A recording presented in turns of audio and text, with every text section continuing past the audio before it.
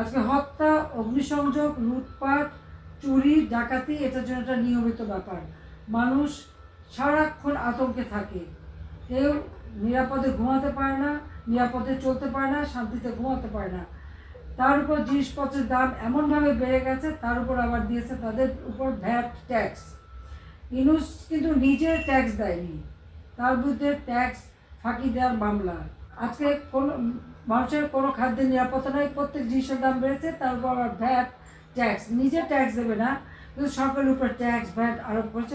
একটা দৃষ্টান্ত দিই, আওয়ামী লীগ সরকার আমলে যে জিনিসের উপর ভ্যাট ছিল মাত্র 5%, সেটা আজকে 15, কোথাও 20, কোথাও 30, কোথাও 60% পর্যন্ত ভ্যাট ট্যাক্স ধার্য করে সকলের পকেট খালি করবে, আর তার পকেট ভারী।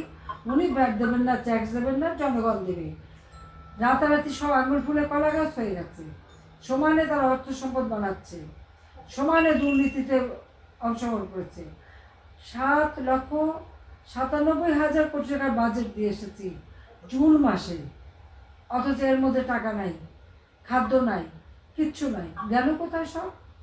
তারপর আবার যত উন্নয়ন প্রকল্প সব বাতিল করে দেওয়া, টাকাগুলি কোথায় গেল? সেই হিসাবটা দিতে হবে। আজকে এদেরকে হিসাব দিতে হবে যে এরা কত টাকা বানিয়েছে এই অল্প সময়ের মধ্যে।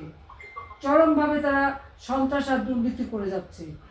যত জঙ্গি ছিল সবাইকে জেলখানা থেকে মুক্ত করে দিয়েছে।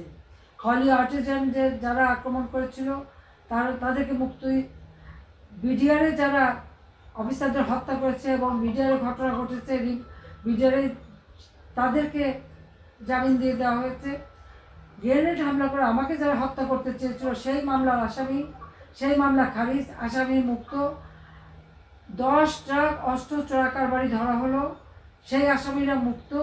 অর্থাৎ যত রকম অপরাধী, সন্ত্রাস, জঙ্গিবাদ, তারা আজকে মুক্ত।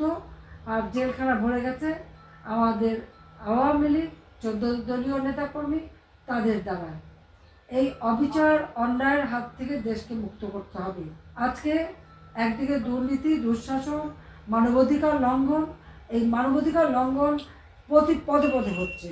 কাজে জনগণের জীবনে শান্তি ফিরিয়ে আনতে হবে, জনগণের জীবনে স্বস্তি ফিরিয়ে আনতে হবে, জনগণের মৌলিক অধিকার, মানবিক অধিকার সেটা রক্ষা করতে হবে। একমাত্র আওয়ামী লীগ ক্ষমতা থাকলেই সেটা হয়, তাছাড়া আর কখনো হয়নি। এটা হলো বাস্তবতা। মাথা পিছু আয় 2,793 মার্কিন ডলারে উন্নীত হয়েছিলাম, যা ছিল মাত্র 453 মার্কিন ডলার। এইভাবে মানুষের যে উন্নতি করেছিলাম আজকে সব ধ্বংস করে দিয়েছে। কাজে ধ্বংসের হাত থেকে দেশকে বাঁচাতে হবে, এই ইউনূস সরকারকে বিদায় দিতে হবে এবং গণতান্ত্রিক অধিকার আবার ফিরিয়ে আনতে হবে, মানব অধিকার নিশ্চিত করতে হবে, মৌলিক অধিকার বাস্তবায়ন করতে হবে, মানুষের জীবনে শান্তি, নিরাপত্তা নিশ্চিত করতে হবে। আপনাদের সবাইকে ধন্যবাদ। জয় বাংলা, জয় বঙ্গবন্ধু, বাংলাদেশ চিরজীবী হোক।